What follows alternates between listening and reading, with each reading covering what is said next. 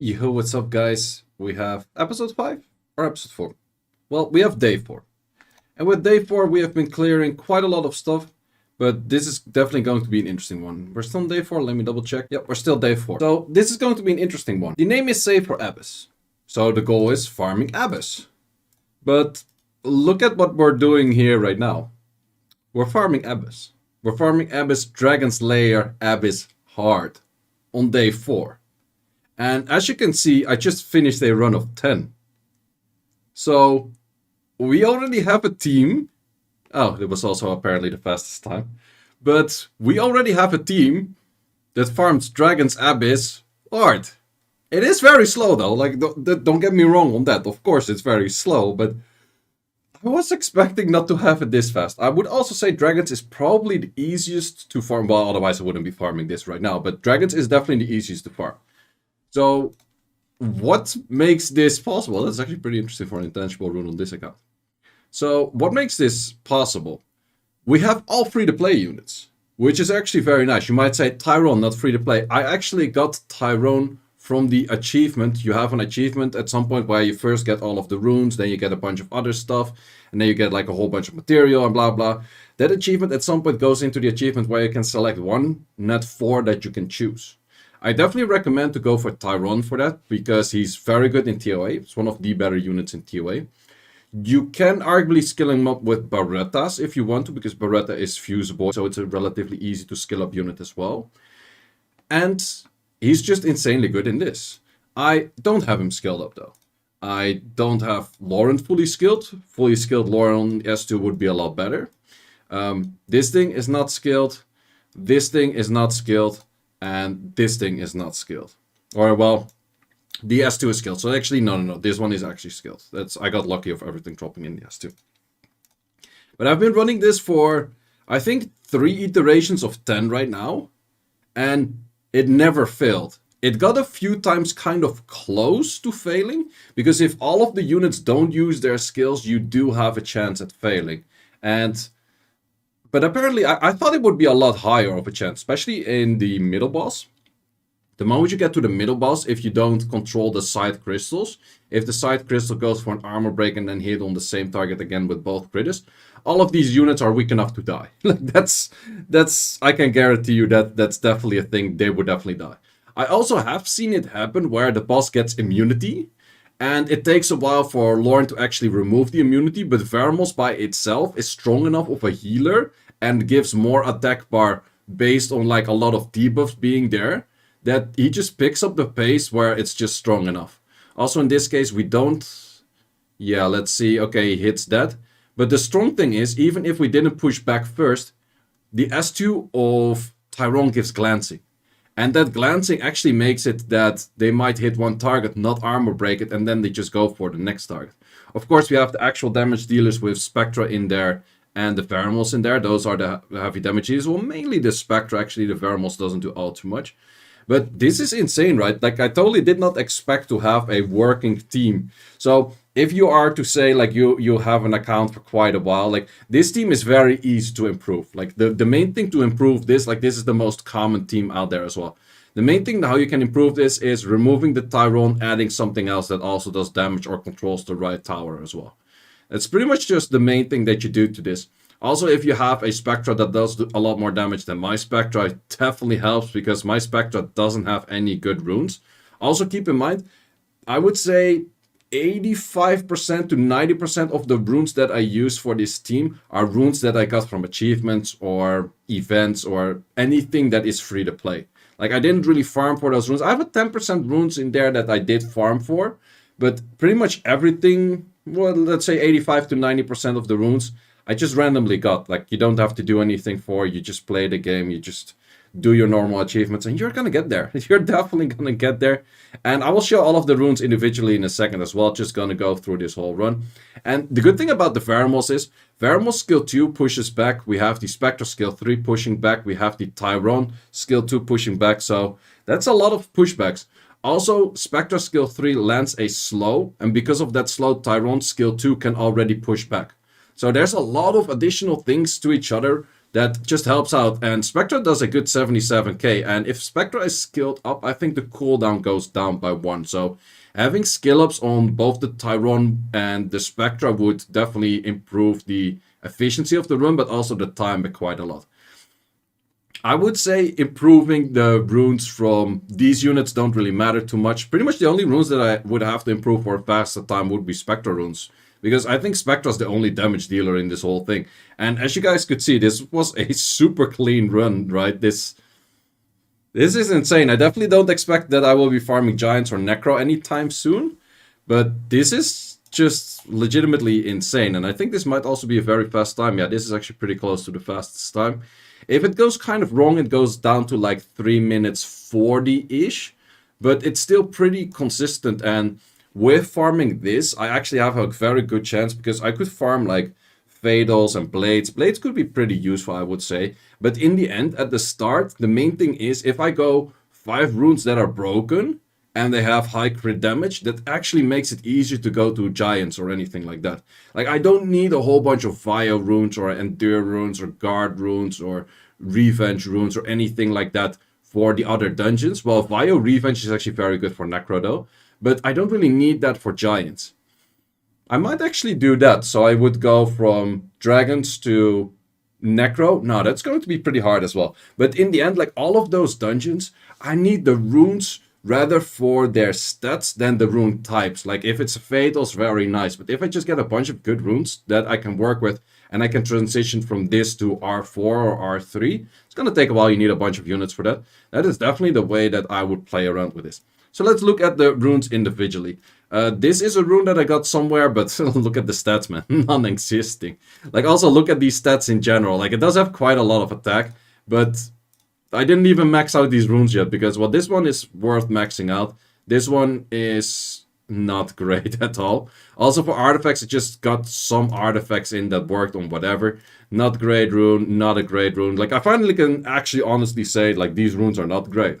Like, often you guys are like, yo, you're saying these runes are not great. No, these runes here are actually not great. They're not even plus 15 or anything like that. All of these runes are legitimately not great. You have to keep in mind the boss itself and all of the things in the boss have 80 resistance, so you have to go for 65 accuracy. So I did aim for 65 accuracy on all of the units, including the Spectra and the Pheromones that I want to do an accuracy check on. So definitely would recommend to go for that.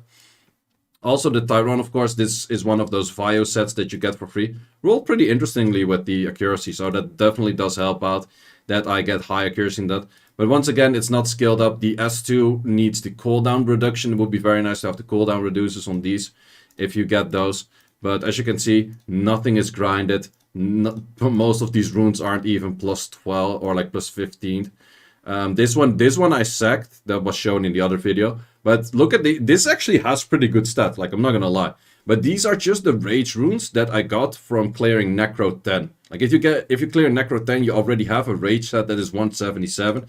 If it rolls kind of okay in those kind of things. This one rolled very nice actually though. Yeah, I do not have max crit rate, but in this case it's PvE. Like you don't really care too much for max crit rating. So these skill ups on this would definitely help. So I might decide to go for more Spectras, but I think I will do a few other 2As first. Also, if you have some... Oh, this actually does have crit damage up and crit damage down. Randomly, I got some of those. You don't really need attack on this, so this one actually has an accuracy slot 6. Pretty interesting one ruined or rolled as well. Because I wanted to have that 65 accuracy on the Spectra as well. And then for the Pheromones, also exactly 65. I couldn't find a crit damage set, so I went for a crit rate set on him. And then also pretty fast, because I do want him to make pretty fast. For turn orders, you know, honestly, I think it is best to have Spectra move in front of the Tyrone. I'm not 100% sure if he does. Tyrone is also not even 6-star at the moment. Besides that, I would definitely say that Lauren has to move in front of the Spectra. So I think the best turn order would be Laura, Spectra, Tyrone, Pheromones, and then... Or Pheromones could be anywhere after Laura, doesn't really matter. And then Vertihill all the way last to boost up everything again. Did I really do anything for like speed tuning on ticks or anything blah blah blah like that? No, not at all. Like it's just... I just took the runes because also these are pretty much all runes that I got from the achievements or anything like that, or clearing like the giants the first time. And it just works. It legitimately just works. So from here, it's going to be pretty easy to, I would say, just improve this team. Because as I said, if we throw those skill ups with cooltime decrease on this one, which is very important, it's going to be very strong. This 2 times harmful effect would be very strong to have in there. This one, I do have the cooltime decrease. That definitely does help. And also the effect. I think this one, having this max skill definitely does help a lot. And it might feel if you don't have that. This one would also be very nice to have the harmful effect in the cool time, and also for this one. Lauren for the S2, if things go wrong, it's very nice to have this one. Also max scaled, so the max scaling of those will definitely help. And then it's just improving the runes of the Spectra, and that will already... I think this team can be dragged down towards somewhere around like 2 minutes-ish. If you just have all of those skill ups, and you have all of those... Or you just have like better rune sets on the Spectra. So, in all honesty... I think we're pretty good to go for a while. I would say that rage sets are pretty hard to replace right now. But from this route, if I get the correct units... okay, in this case we have someone die. I haven't seen that happen yet. I think this run will fill, and this is probably the first filled run in like, I would say 40-50 runs. So that's not too often. But... yeah, this is definitely going to fail right now because I don't think they can do without one extra unit. But yeah, the moment I get those skill ups in, it will be 100%. Like, that's for sure. Like, unless they go like super heavy of like deciding to go skill 1 6 times in a row. You can always have that point, right? But yeah, very solid team and free to play. And if once again, 4 days. You only need 4 days to get this team. Of course, I did play a lot of hours in these 4 days, so I don't really expect people to actually get this in 4 days. But yeah, we have an Abyss hard team in 4 days. We also have, this was my Giants team. I would say that these 4 units are good. This one is very replaceable. And for Necro is going to be pretty hard to actually get a proper team in, because Necro has a lot of mechanics that just make the boss kind of difficult. I do already have a Shaina plus Sabrina combination. I might be able to utilize those together with like a Fran and then, or together with like a Rogue and then something else to go into a Necro Abyss. But Necro Abyss is going to be pretty hard because the moment that that boss starts taking turns will be pretty hard. But I would say if I can transition from dragons into R5 into, no, not necessarily R5. I think you definitely have to go for like R4. Yeah, this is definitely going to be an issue situation right now without those skill ups, and this will probably fail, but I'm just going to let it run. We'll see. But yeah, the idea might be to go from farming this quite a bit, getting some mana in. That's definitely helping quite a bunch. This thing actually doesn't do too great of damage, and here's where you will see how good Varumos is actually. So we do actually still get rid of it. Would this still succeed? I think Tyrone is the, like, if Spectra dies, run is over. That's 100%, or the run would take like 16 hours. Could be a thing as well. But I think this still kind of works, and the faster your whole team is, the better this would work as well. That's definitely a thing. But this is actually kind of interesting if I would still succeed the run like this. But yeah, I was saying dragons going into R3, R4 maybe. I would need a whole bunch more units for that because, well, you need 18 units for that. I definitely do not have all of those yet. And there's a pretty bunch of interesting units that I think would work kind of well in here. And it seems like we're still succeeding the run. That's actually pretty interesting. So yeah, technically you only need those or these 4 units. And your 5th slot could kind of be anything. So you could use a 5th slot to just speed up the run. And the moment you have that unit, just like your 5th slot speed up the run. It doesn't need to be a Tyrone. That's definitely a thing, it seems. I'm not really sure what... You could put a Shaman in there, I would say. Like if you want to go full free-to-play, Shaman would also skill 2 would definitely help. Or anything other doing damage from max HP would definitely help. But yeah, with that going R5... or R3, R4. Jeez, I keep saying R5.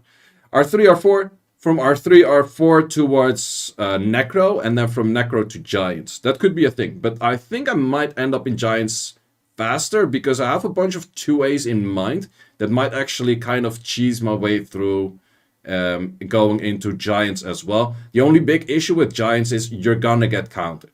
Like, you're 100% gonna get counted and you're not gonna deal as much damage. Also, can't use Spectra over there. I will not have the Akamamir anytime soon. And getting the homunculus is definitely something I would say is a must for it. Because if we don't have the homunculus, we're not going to have good damage on it whatsoever. I could go for a shaman, but I think the AI of shaman is that bad that I don't really want to go for shaman. So I would have to go for the homunculus, so I have to do rift raids first, and rift raids will require quite some units as well. So that will take quite a while. I do, however, think that I will be farming the fire one because I have Sabrina already. So getting 3.5 mil, I'm not sure how fast we can do. Oh, actually, I have Sabrina, but I also have, what's it called? Shaolin, the Kung Fu Girl Water. And that one is incredibly good for it. So that's definitely a unit that I will be using over there in the fire one. And the thing is, you can first farm up the fire one and then reset all of them. So still a whole bunch of stuff to do, but this was actually a very nice showcase of saying that everyone should be able to farm Dragon's Abyss Heart. Everyone. Like, there's no exception. Like, if you play more than, let's say, a month, like, I would say, like, I don't expect everyone to be farming this in a week. Absolutely not. But if you're playing more than a month, I definitely would say that everyone would have been able to play this and clear this. So, guys, hope you enjoyed the series. Definitely going back to the free-to-play state. Like, of course, we cleared the things with a whole bunch of pay-to-win units yesterday on the video of the TOA one. But in the end, all of the dungeons, as I mentioned there in that video as well, all of the dungeons that I'm doing, I am planning to do free-to-play as much as possible. And yeah, just pretty much that, as much as possible. Like, all of the dungeons, like, in the end, this is the series for getting towards the dungeons. Whatever I do outside of it, I just use whatever units I get. Simple as that. Guys, I hope you enjoyed, and see you as always in the next one.